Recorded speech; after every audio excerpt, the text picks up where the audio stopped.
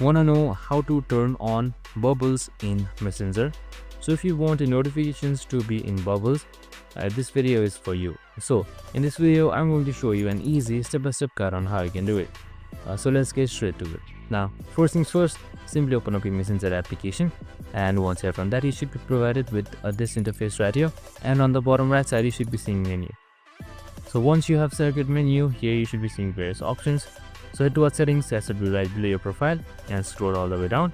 Scroll down until you see bubbles right here. So it should be below preferences. So here, just on top of app pop-ups, you should be seeing bubbles. So just simply select it, and you can just simply turn on bubbles. So you can see selected conversations as well, and all conversations can bubble as well. So once that is done, your settings should be automatically saved, and there you go.